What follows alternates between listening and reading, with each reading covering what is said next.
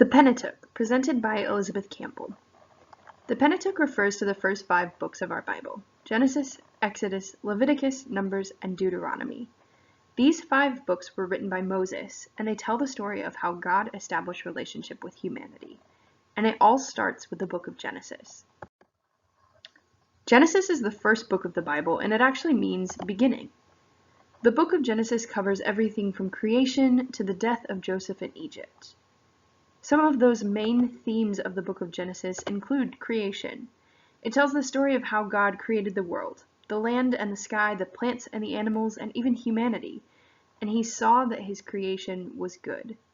But shortly after creation, sin entered the equation and separated humans from God, which we refer to as the fall of man. But God made a way for humanity to enter back into relationship with him. He promised Abraham that from his bloodline he would establish the nation of Israel, which would be God's chosen people, to be in covenant with him. With Abraham, this idea of covenant was established. God would be in relationship with and bless his people if they were obedient to his commands. At the end of Genesis, we see God's people living in Egypt, experiencing the favor of being obedient to that covenant. But then we enter into the book of Exodus and find that the Israelites are still in Egypt, but have been enslaved by the Egyptian Pharaoh. As they cried out, God heard their cries and promised to deliver or to rescue his people, the nation of Israel, from their enslavement. He uses 2 men, Moses and Aaron, to perform signs and wonders that convince the Egyptians to let the Israelites leave Egypt. We read about this incredible story where God parts the sea for the Israelites to escape the Egyptians, and on the other side of the sea, they meet with God on the side of Mount Sinai. Here, God gives them his laws, which include what we know as the 10 Commandments, along with other laws for what it looks like for them as a nation to be obedient in this covenant relationship with God. Throughout the book of Exodus, we see God reveal himself to his people, to Moses in the burning bush, to the Egyptians through the signs and wonders that he performed, and to the Israelites as he allows his presence to descend on the mountain. At the end of Exodus, God reaffirms this covenant relationship, saying that he has chosen the nation of Israel to be his kingdom of priests and his holy nation. And that brings us to Leviticus.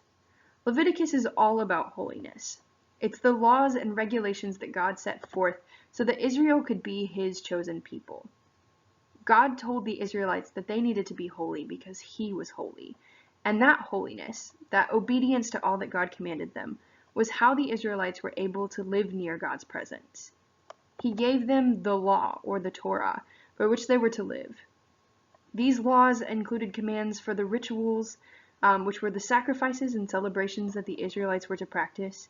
They included commands for the priesthood, or who was to represent God to the people, and the people to God. And finally, commands for their purity, outlining what was clean and unclean. All of the rules were not just about following rules, but about maintaining that covenant with God, about living out the holiness as God's kingdom of priests and his holy nation. After Leviticus comes Numbers, and the original word for Numbers actually means something along the lines of in the wilderness. When the Israelites were freed from slavery in Egypt, as part of their covenant, God promised to give them a land of their own, but they weren't there yet. What could have been a 2-week journey became a 40-year journey as God led them through the wilderness, and the book of Numbers is all about that journey. We see many of the laws from Exodus and Leviticus repeated as the Israelites begin to learn how they were to keep these commands in their daily lives. We also see stories in Numbers about the Israelites grumbling against their leaders, asking God to provide food for them, and even a talking donkey. The last book of the Pentateuch is Deuteronomy, and it was Moses' last word to the nation of Israel. As they were finally about to enter the land, Moses knew that he would not be going with them, and before his death, he wrote this as a reminder to the people of Israel.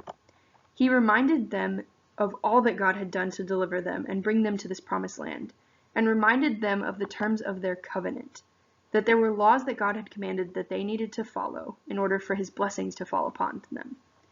He charged the nation of Israel to listen to the Lord and love him, to choose obedient and blessing over disobedient and curses. And at the end of his life, Moses passed on the torch to Joshua, giving him the authority and blessing to lead the nation of Israel into the land that God had promised.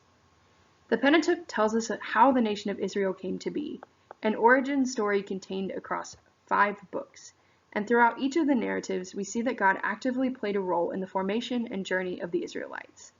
The Pentateuch is all about how God established covenant relationship with the nation of Israel.